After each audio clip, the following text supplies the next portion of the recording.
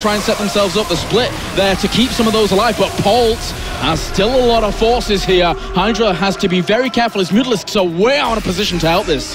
Yeah, Hydra, you know, he's no longer just defending his third base. This is Game 7. He's defending his first championship title ever in StarCraft 2. He cannot let this go. He's going for a bit of counter-harass. And he will get some of these reinforcements as they just stunned. That Marauder was literally stunned in fear as to try and deal with that amount of Mutalisks. These Marines reinforcements get themselves a few mutas, so good start there by the Marines. Yeah, Hydra's built up a nice, strong force. He's focusing on upgrades, which is very important, but his are, they're close enough to Polt's that I wouldn't worry about that in that department. He just needs better engagements. He hasn't gotten what he needs so far, and losing the creep won't help. Exactly. He needs to get that spread once again. That active creep tumor is on the way, but Polt is going to deny it in turn. This army, not the most impressive thing here from Hydra, but he does have 21 Banelings in total, flooding in from the side here now to try and shut down this position, but there's a lot of Widow Mines here, set up in good locations. He's going to push him all the way up to this cliff face, though, and kill off a ton of that bio with the Banelings. Yeah, he's retreating to some more Widow Mines, so this could still get dicey.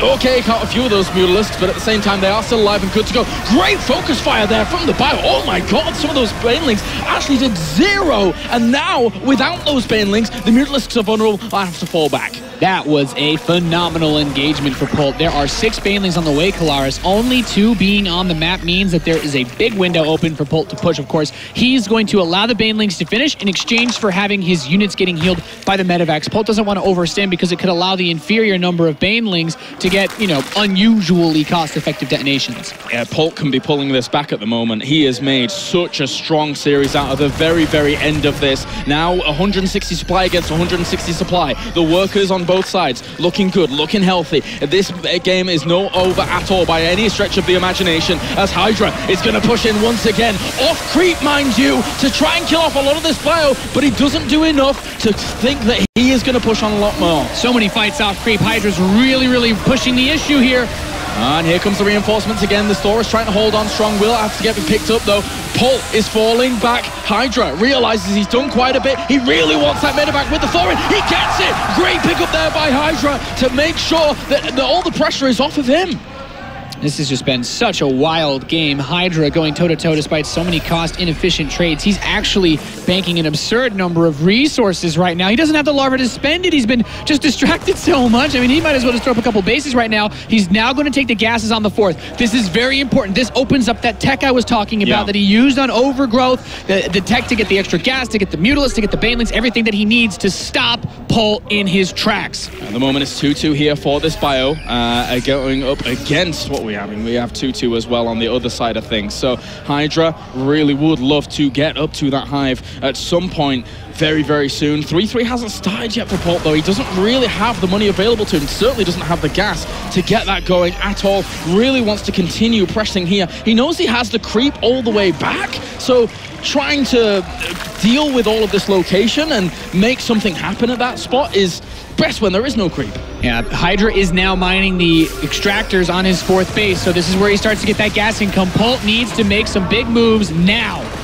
And 3+3 weapons has started, even concussive shells. It comes into this game quite late with a lot of lings on the way. How many Banelings does he have? He has 29 Banelings. There's not too many Widow Mines at the front of this, as the Banelings will roll forwards once again, hit into some of those torso at the front, and that is another win here for Polt. Quite a big one, actually. Such a large wave of red pushing across the map. Most of the Banelings are gone. This means Polt could crack Hydra open right here. Those Banelings are taking a long time to actually morph in. A lot of those Banelings, though, that actually came through. Did get a good connection. Those Mutalisks are pretty weak now. 11 of them in total. Here come more Banelings. The Widow Mines actually borrow. Can they do a lot of the damage to them? The Banelings have been able to clear up a good chunk of that Bioforce, but Polt still has the supply advantage with the Marines coming across the map. I mean, Hydra still has his 4th base, but Polt is not going to give him time to build more Banelings. Hydra's squeezing out every single unit he can. He doesn't have larva. He's got money in the bank. He can't spend all of it. He lost his queens. He has no more. Those Banelings Banelings are so important. Those need to morph in the wraparound here from the Zerglings. Mutalisks have to engage as well. Here come the Banelings though to shut down as much of this as possible. There are still Marines left over behind this. Picks them up, get them out of the way.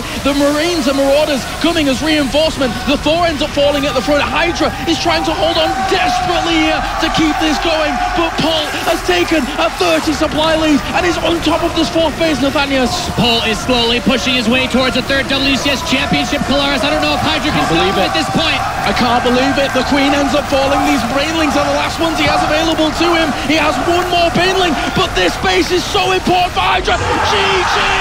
Ladies and gentlemen, an unbelievable performance by Polt. And the recovery here in this best of 7. And he is your 3-time WCS World Championship Series champion.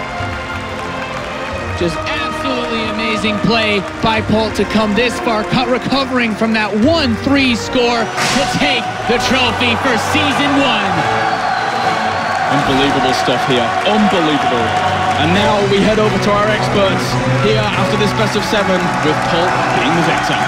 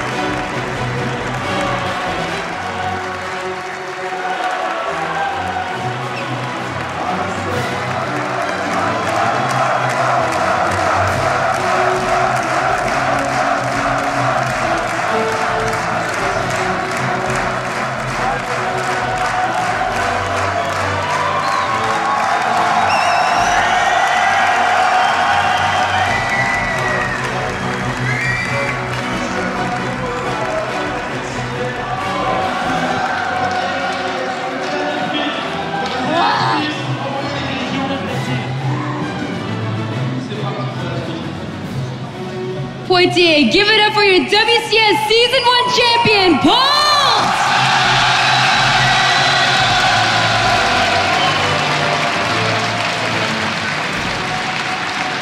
Polt, since 2011, you have 6 StarCraft 2 championships under your belt. Today, you made history by becoming the first ever player to earn 3 WCS World titles under your belt. What is going through your mind right now? Tell us what you're thinking. I didn't know it's been only 6 times because I've won 3 times, so I won half of that. And well, myself was the first player who made it 2 times champion for WCS and made it for 3 times now. Hopefully I can make it for 5 times.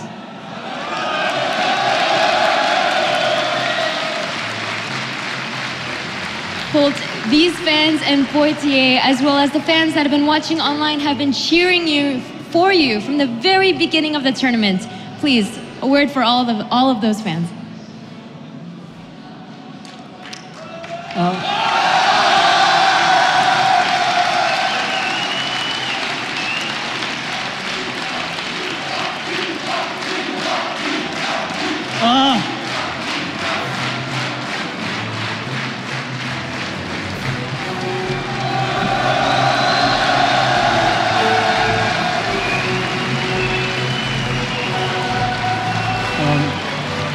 Actually, there has been a slump last year. I've not won any WCS last year. Just got round of 4 and round of 8. So people and fans were kind of worried because Polt is not playing well right now. He's going back to school and things like that.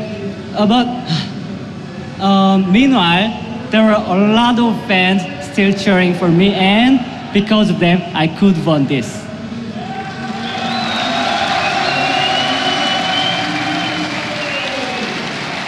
Congratulations again, Polt. He is your WCS Season 1 champion. Apollo, back to you.